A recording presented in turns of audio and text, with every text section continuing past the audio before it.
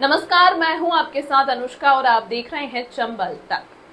मध्य प्रदेश से किसानों के लिए एक बड़ी और राहत भरी खबर सामने आई है। राज्य के मुख्यमंत्री डॉक्टर मोहन यादव ने किसानों के हित में अहम फैसला लेते हुए भूमि अधिग्रहण मुआवजे को लेकर नई नीति लागू कर दी है। 22 अप्रैल को भोपाल स्थित सीएम हाउस में आयोजित प्रेस कॉन्फ्रेंस में मुख्यमंत्री ने घोषणा की कि अब प्रदेश में किसी भी किसान की जमीन अधिग्रहण करने पर उसे पहले से कहीं ज्यादा मुआवजा मिलेगा।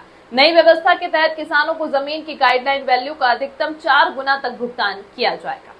सरकार ने भू अर्जन मुआवजा फैक्टर को 1 से बढ़ाकर 2 कर दिया है। इसके बाद शहरी क्षेत्रों में किसानों को जमीन का दुगना और ग्रामीण क्षेत्रों में 4 गुना तक मुआवजा मिलेगा। इस फैसले से किसानों को उनकी जमीन का उचित मूल्य मिल सकेगा और वे आर्थिक रूप से अधिक सशक्त होंगे। मुख्यमंत्री ने बताया कि इस फैसले के लिए 13 जनवरी 2025 को मंत्रियों की एक समिति गठित की गई थी, जिसने 7 नवंबर 2025 से काम शुरू किया।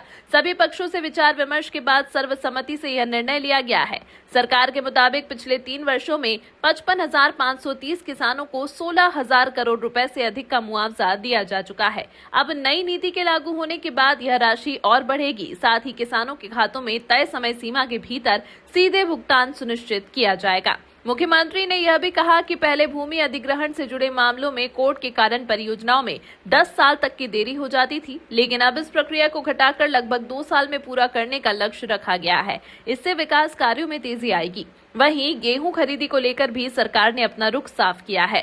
मुख्यमंत्री ने कहा कि वर्तमान परिस्थितियों, जिससे निर्यात में कमी और बारदाने की समस्या के बावजूद सरकार किसानों के साथ मजबूती से खड़ी है। उन्होंने भरोसा दिलाया कि 2700 रुपए प्रति क्विंटल की दर से खरीद का पूरा वादा किया जाएगा और केंद्र सरकार से खरीद कोटा बढ़ाने की मांग भी की जा रही है। कुल मिलाकर मध्य प्रदेश सरकार का यह फैसला किसानों के लिए बड़ी राहत और प्रदेश के विकास के लिए एक अहम कदम माना जा रहा है। विकास के संकल्प के साथ आगे बढ़ रहे हैं और इसीलिए मुझे लगा कि ये बड़ा विषय है। इस विषय में हमारी अपनी सबकी एक बार इस तरह से चर्चा होना चाहिए, क्योंकि ये बात भी सही है कि हम देश के मध्य में बैठे हैं और मध्य में बैठने से हमारे लिए सभी सेक्टर में समान रूप से, जैसे आपकी जानकारी में है, हमने तय किया कि हमारे बजट को अब वर्तमान चुनौतियों के बीच में भी हमारे विकास को भी और इसको लगभग 14% की ग्रोथ से बढ़ाते हुए 5 साल में डबल करेंगे और उस स्पीड को मेंटेन करते हुए हमारा राज्य करीब करीब उस दिशा में काफी हद तक बढ़ा है। ऐसे में नदी जोड़ो अभियान हमारा केन बेतवा पीकेसी अब ताप्ती के साथ भी आ रहा है, तो हमारे लिए एक तरफ ये, दूसरी तरफ मेट्रोपॉलिटन सिटियों के आधार पर भी हम अपने शहरीकरण के आधार पर भी नगर से आगे बढ़ना चाहते हैं।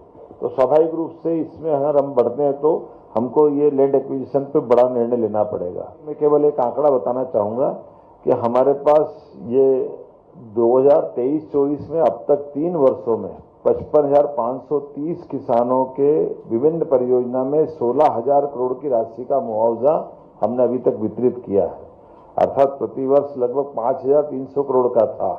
और इस दर से आने वाले वर्ष में विकास दर की अगर ये गति रही तो हमको, अब आप इससे अंदाज लगा सकते हो कि 4 गुना अर्थात 20,000 करोड़ का हम अपना मुआवजा देने की तैयारी कर रहे हैं।